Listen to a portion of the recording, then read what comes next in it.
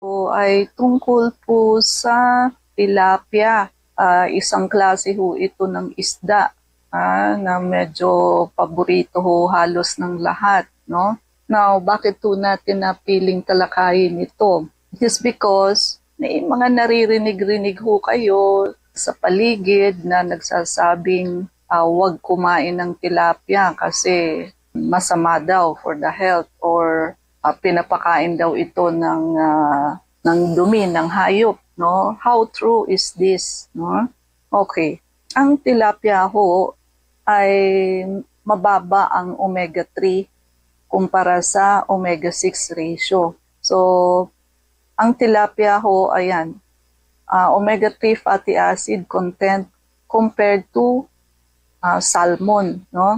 At hindi ho kasi maganda yung mas mataas ang omega-6 kasi ho ang anti-inflammatory is omega-3 and omega-6 is pro-inflammatory. So mas malaki ho ang chance na ma-increase ang mga chronic diseases tulad sa puso and arthritis. At karamihan ho sa tilapia, hindi na ho kayo makakakita ng natural, no? Kadalasan ho ito is already farm raised. At yung paggamit po ng feeds, medyo harmful po. Yung mga farm tilapia ho may be fed with low quality diets including animal waste, ayan po, no? Or chemical laden feeds. So ito ho yung sinasabi ng mga iba na naririnig nyo, no? Na pinakakain daw ng low animal waste. Antibiotics and chemicals also, ayun ho, yung overuse ng antibiotics and chemicals in mga poorly regulated farms that can lead to antibiotic resistance and harmful chemical residues in the fish. So nakita nyo ho, pati isda, pinifeed ho ng antibiotic, so preventive side para di ho sila magkasakit. So kaya ho yung antibiotic resistance, hindi lamang po gawa ng tao, pati na rin ho yung mga nilalagay sa mga feeds. So kaya ho, yung mga kinakain natin, may antibiotic na rin ho. Kaya yun ang nangyayaring hindi na ho tinatalaban yung mikrobyo ng mahihinang antibiotic. Di ho ba, sabi ko sa inyo, nagsimula tayo sa ampicillin, naging amoxicillin, naging cephalexin. Ngayon ho, kadalasan cefuroxime na, ba't hindi na rin ho gaanong tumatalab? Nasa na po tayo, no? Papunta na tayo sa third generation, which is cefepime and ceftriaxone, but ceftriaxone is injectable, no? So pataas ho ng pataas. And yung mercury ho, which is a kind of heavy metal, ayun ho, kadalasan ho nare-raise ito sa mga polluted environments. Accumulated contaminants tulad ho ng mercury, lead, or arsenic. Mga poisonous heavy metals po ito. At yung PCBs, which is polychlorinated biphenyls, mga industrial pollutants ho ito that can accumulate sa fats, no, ng farm fish and associated ho ito with cancer and other health issues. At kasi nga ho, mababa ang mataas ho ang omega-6 fatty acid nito. So, pwede ho ito kasing maka-exacerbate ng inflammatory conditions tulad ho ng asthma, arthritis, and heart disease because omega-6 nga ho is pro-inflammatory. And ang over-farming practices ho can harm yung ating aquatic ecosystem, no? And pollution from tilapia farm may affect also local water quality and biodiversity. And yung mga feeds po which is rich in male hormones, no? Particularly those containing androgens tulad ho ng testosterone, are sometimes used sa aquaculture para ho ma-manipulate nila yung sex ng fish, especially tilapia, no? Ang tawag ho dito is sex reversal. Ang aim nila ho is to produce predominantly male. Gusto ho nila male. Maging male yung mga tilapia fish because ang male tilapia grows faster and are less prone to stunted growth. Yun nga ho, kasi ang male tilapia mas madaling lumaki at mas lumalaki ho, no? However, such practices raises health and environmental concern. Kaya ho yung tulad ng chicken, more on estrogen ho yun, ang hormones, no? But sa tilapia ho, baliktad, hindi ho estrogen, androgen, male hormone ho. Kaya kung yung may mga PCOS, which is mataas ho ang male hormone ng babae, you need to avoid tilapia because yung hormones pong ginagamit sa kanila are male hormones containing androgen. Which is sa PCOS, mas mataas ho ang androgen ng babae kaysa sa estrogen, no?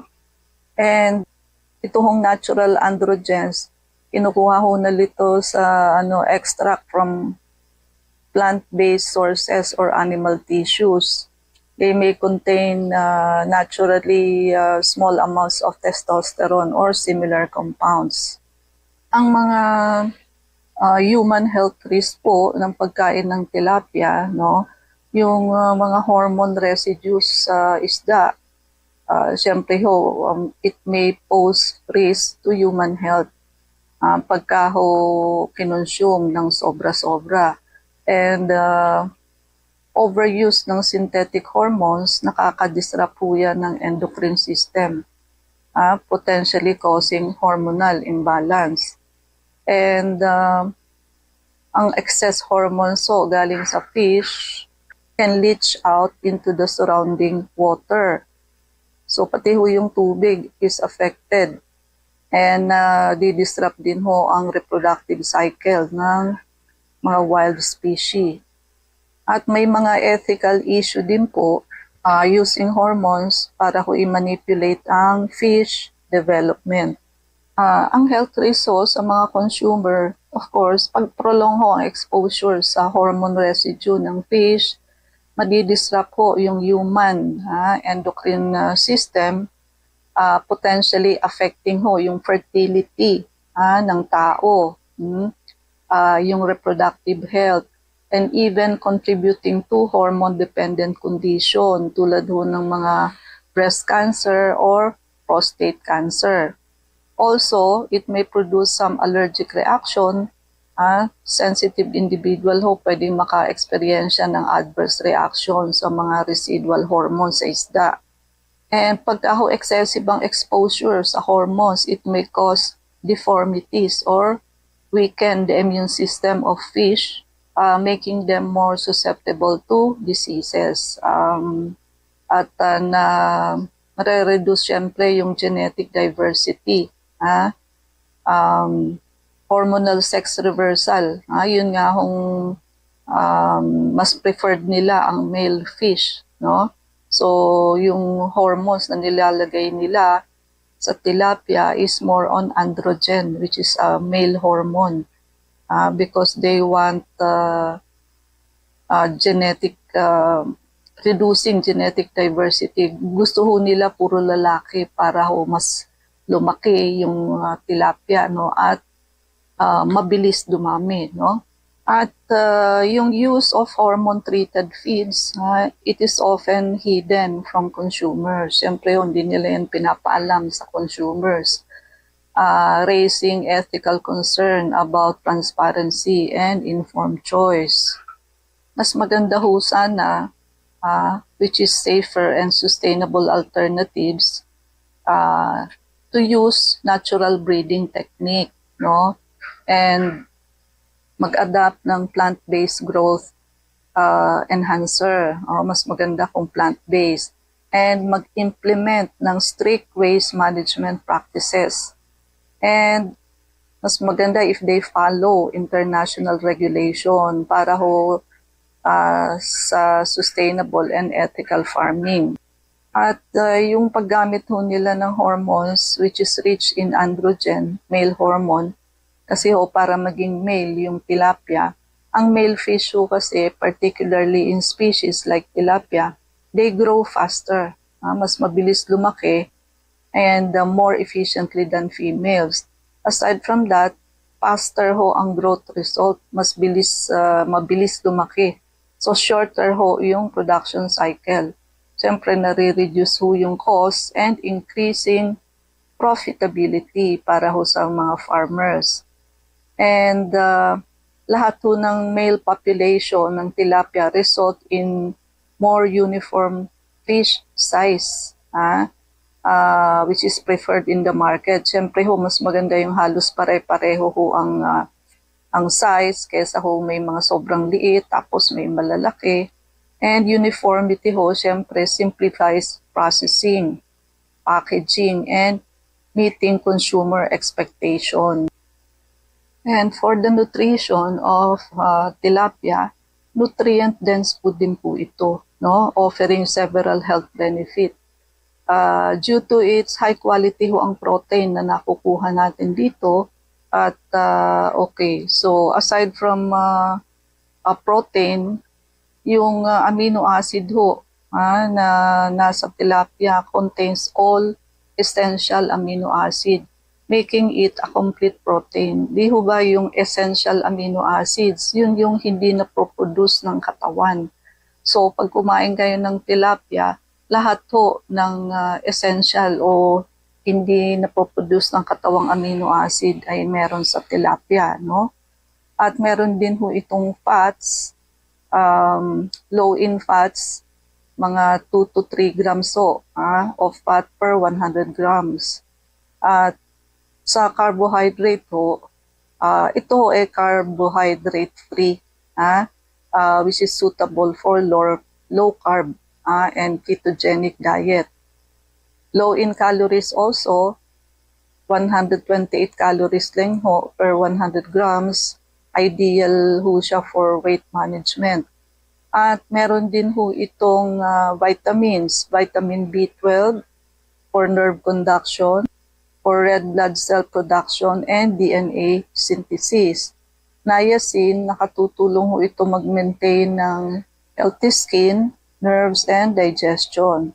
Also, may vitamin D rin ho ang tilapia in smaller amounts for bone health, production, and immune function. Sa minerals, so meron siyang phosphorus for strong bones and teeth. Meron din siyang selenium, power antioxidant that support thyroid health and protect against cellular damage. May potassium din ho siya na nakaka-regulate ng fluid balance and nakaka-support ng heart and muscle function. May magnesium din ho siya for muscle and nerve function. So mga health benefit po niya, good for the heart, good for weight loss, good for the bones, good for the skin and hair. Ang nutritional drawbacks, yun nga hong low ang omega-3 which is anti-inflammatory and high in omega-6 which is pro-inflammatory. So hindi ho ito pwede sa may mga inflammatory conditions tulad ho ng arthritis, allergy, yung may mga pain, hindi ho pwede, no? So ang pagkain ho ng tilapia, masustansya din po siya, no? Nutrient dense siya.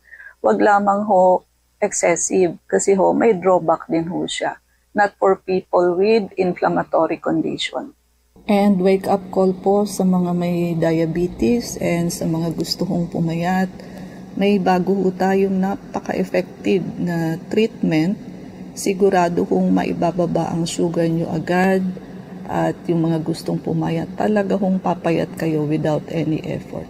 Pati ho sa diabetes, without effort, makikita nyo ang sugar nyo talaga hong bababa. Huwag nyo na hong hintayin na kayo ay magkaroon ng mga komplikasyon. Ang nakamamatay ho sa diabetes, hindi yung sugar mismo, kung hindi ho yung mga komplikasyon. Now na po, huwag nyo ipagpabukas at bago pa humahuli ang lahat. Gawin nyo na hong pangregalo sa itong Pasko. Usapang KKK with Dr. Irene Lim. Prevention is better than cure. Yan ang pag-uusapan natin dito sa programang Usapang KKK with Dr. Irene Lim. Solusyonan natin ang inyong problemang pangkalusugan dito sa programang Usapang KKK with Dr. Irene Lim. Ako ang inyong kapanalig, Dr. Irene Lim. Pag-uusapan natin ang makabago at natural na pamamaraan tungo sa pagkakaroon ng malusog na pangangatawan dito sa programang Usapang KKK with Dr. Irene Lim. Usapang KKK with Dr. Irene Lim.